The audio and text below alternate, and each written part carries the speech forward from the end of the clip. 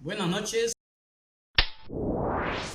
Privilegio poder compartir la conferencia que este día he titulado Las cuentas por cobrar de conformidad a la sección 23 de las NIS para las pymes.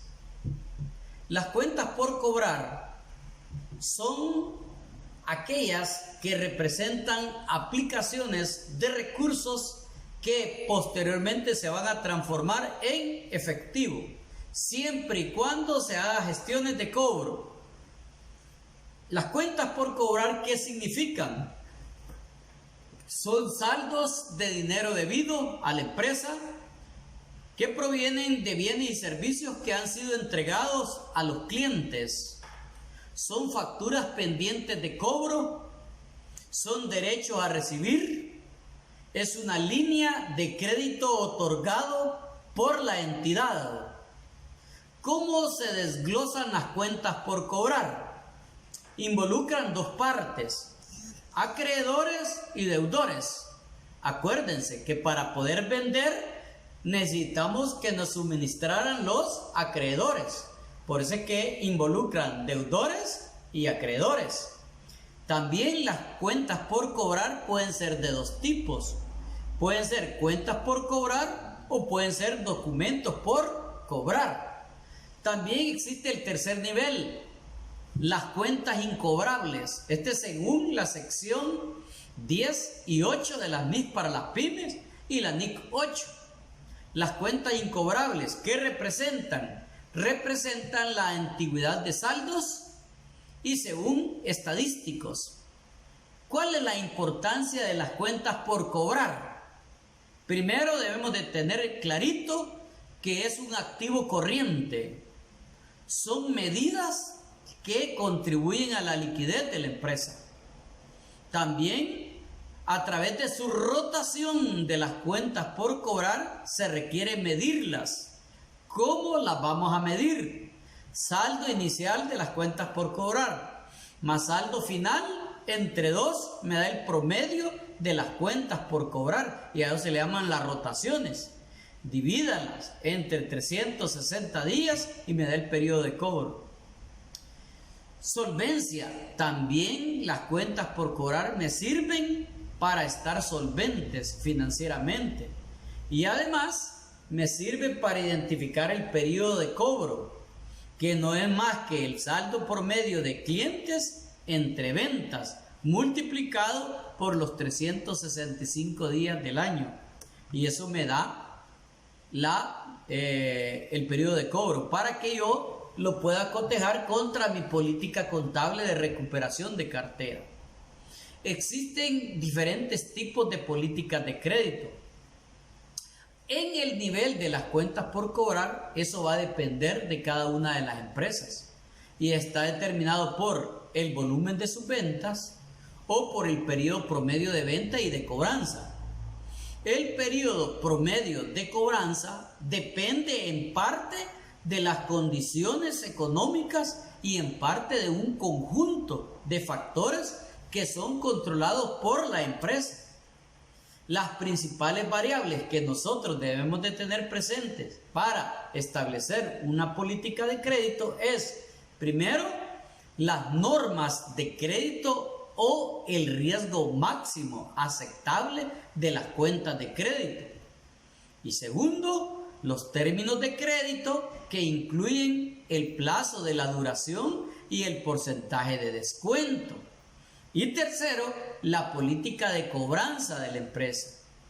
Deben de existir políticas o normas de crédito. Su determinación óptima implica igualar los costos incrementales asociados a una buena política activa de crédito que está con respecto a las utilidades incrementales del aumento en ventas. Los costos incrementales incluyen costos de la producción y de ventas, así como aquellos costos que están asociados con la calidad de cuentas marginales o costos de crédito, que incluyen los siguientes. Primero, pérdidas por incumplimiento de pago o por cuentas malas, costos elevados de investigación y de cobranzas, y mayores costos asociados con el capital invertido en las cuentas por cobrar proveniente de las ventas a clientes con menor dignidad de crédito.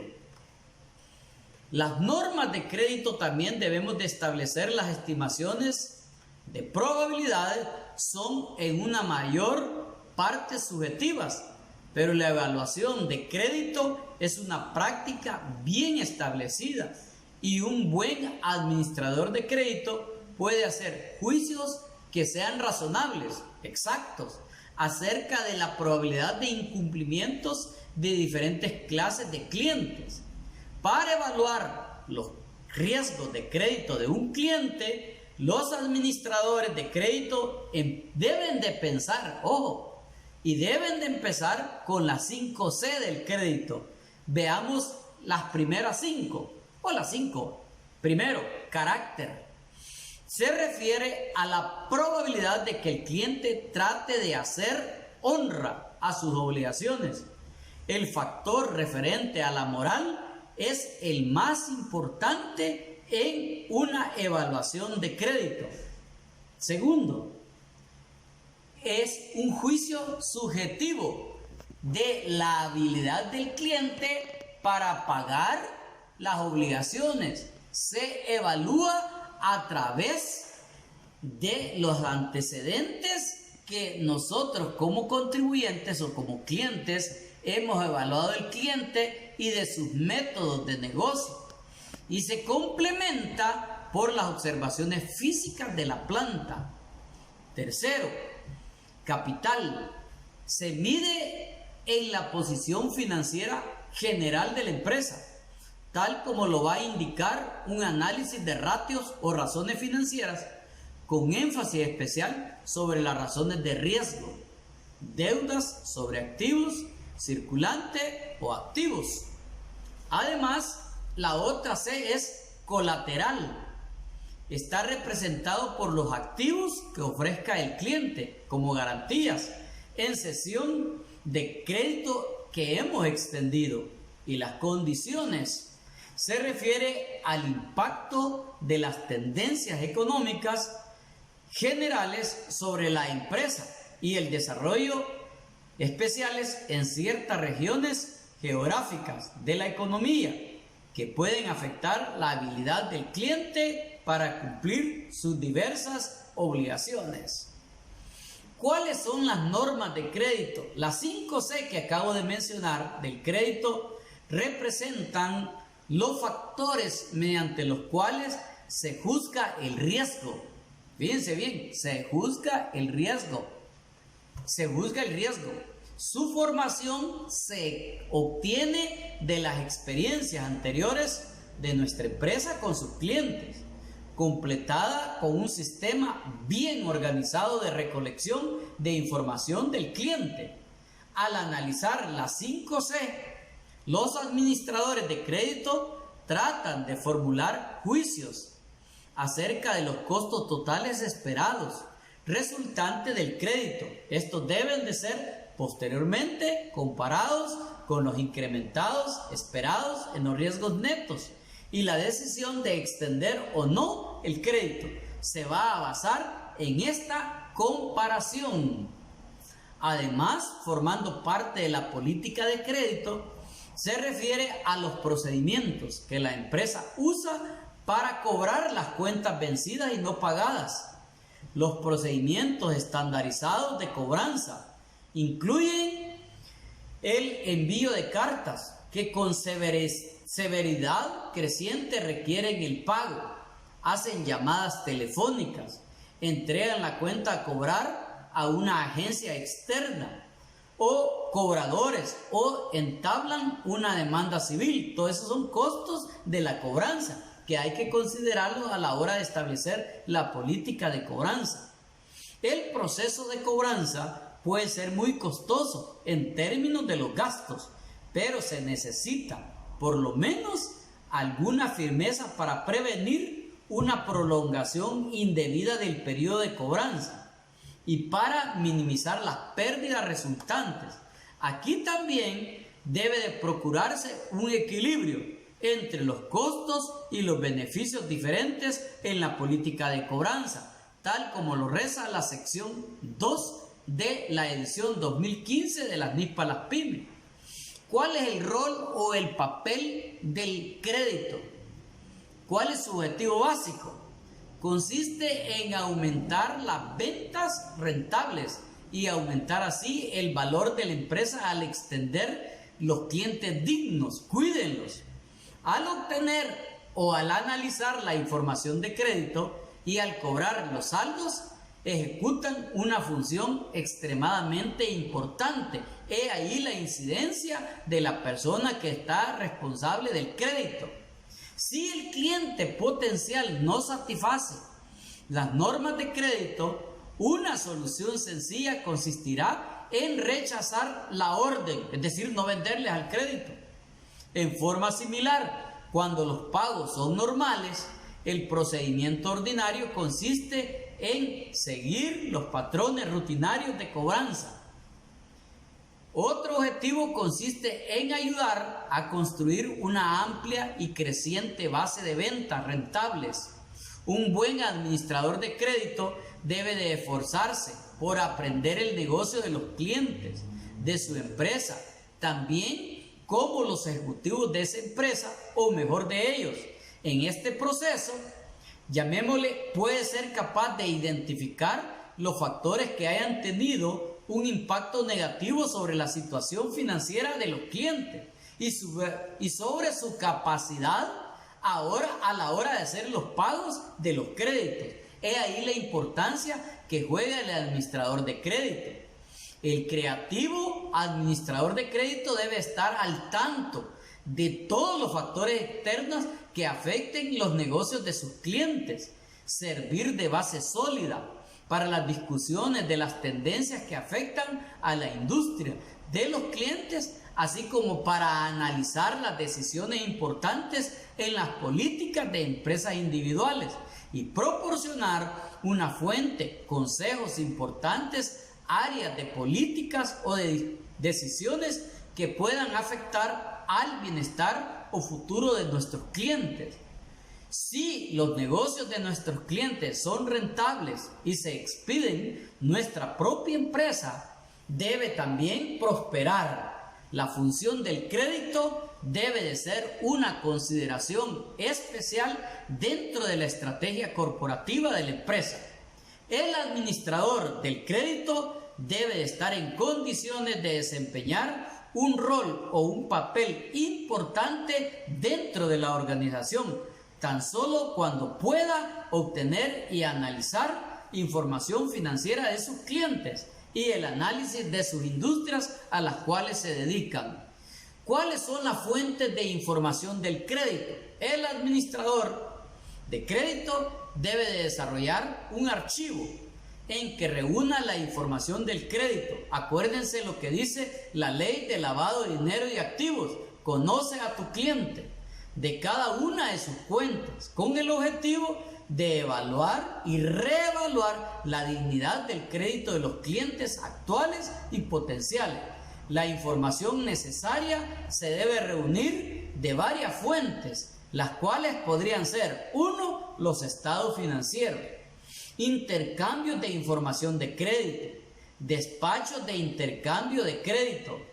También yo debo de saber de proporcionar algunos servicios de información de crédito público, libros de referencias que contengan información selecta de mis clientes, y a eso se le llama Dun and Bradstreet. Es una base de datos donde están todos los clientes. Información también proveniente de los bancos.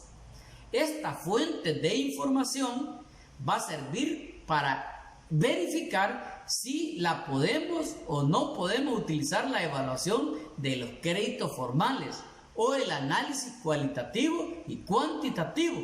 Combinar la información cualitativa acerca de los clientes prospectivos, basándose en esta información disponible y en la experiencia del administrador de crédito. Al tratar como situaciones similares, puede llegarse a una gran decisión, y esta decisión puede ser la aprobación o la reprobación de la venta, en particular sobre los términos de estándar del crédito de la empresa, o la aprobación de la venta tan solo sobre una base especial como el COD. Además, si la venta es aprobada, se puede establecer una línea de crédito para cada uno de los clientes. Por lo tanto, los cambios en la política de crédito se diseñan para aumentar las ventas, para producir o para reducir los costos, como las pérdidas en las cuentas malas.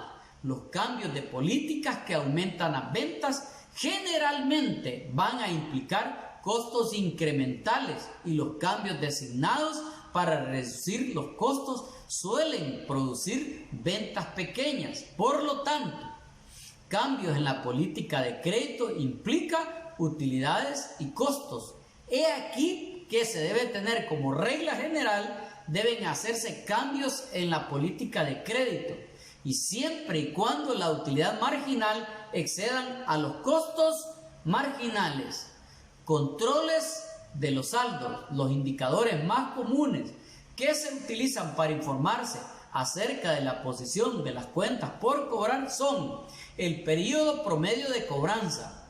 También se denomina días de venta de cobro, tal como lo vimos anteriormente, el cual se compara con los términos de crédito estipulados y la política, y se analiza según un estudio de tendencias a fin de detectar los cambios que pudieran ocurrir. Y 2, el informe de antigüedad de saldos, que da los porcentajes de cuentas por cobrar actuales y no vencidas, y las cuentas vencidas y pendientes de cobro, en base a diversos tiempos.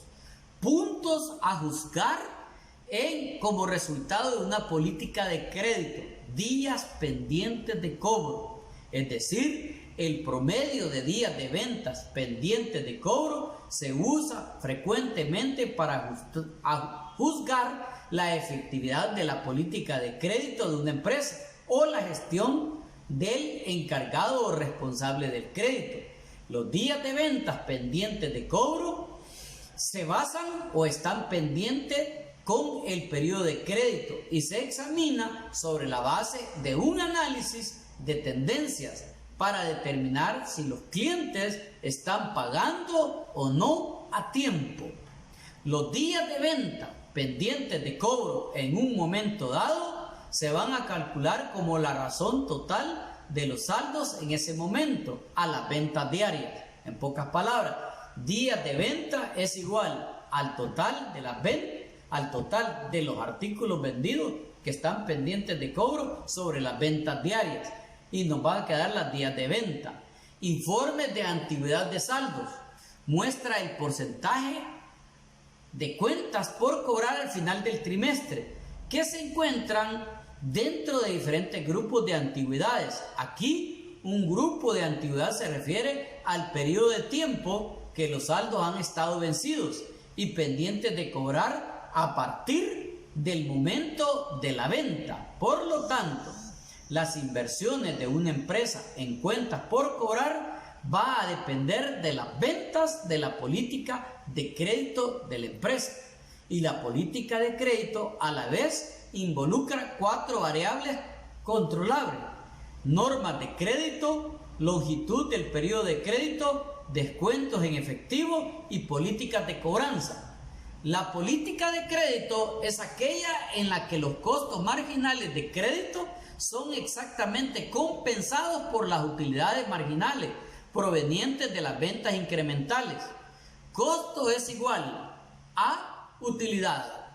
Evaluación del riesgo de crédito. Un administrador de cartera debe de considerar las 5C de crédito.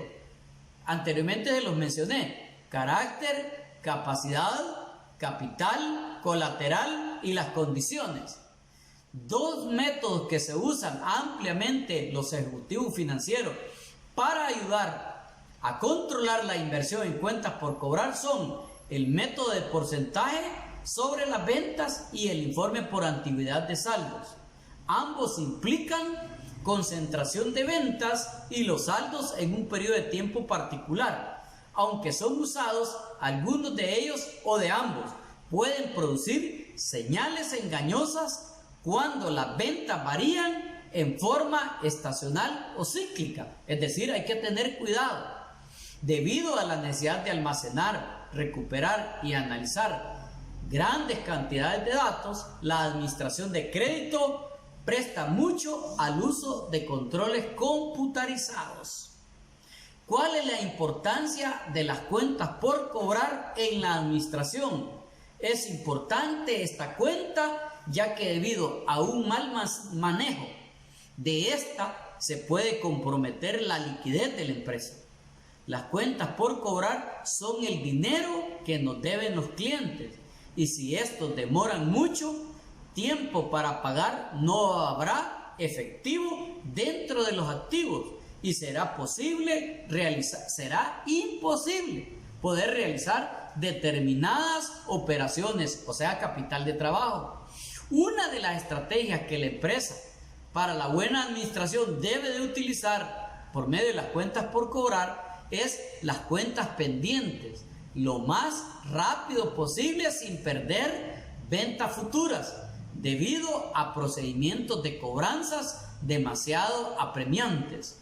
Puede emplearse los descuentos de pronto pago, de ser económicamente justificables para alcanzar este objetivo. Prácticamente ustedes se preguntarán, ¿y cuál es el impacto de las cuentas por cobrar en la administración financiera? Ya sea una buena o mala administración de las cuentas por cobrar, esto va a impactar directamente en la liquidez de la empresa, ya que un cobro es el final del ciclo comercial, donde se recibe la utilidad de venta realizada, representada en el estado de flujos de efectivo generado por la operación de la entidad. A eso le llamamos, según la sección 7 y la NIC 7, actividades de operación. Además, debe ser la principal fuente de ingresos de la empresa, base para establecer un compromiso futuro.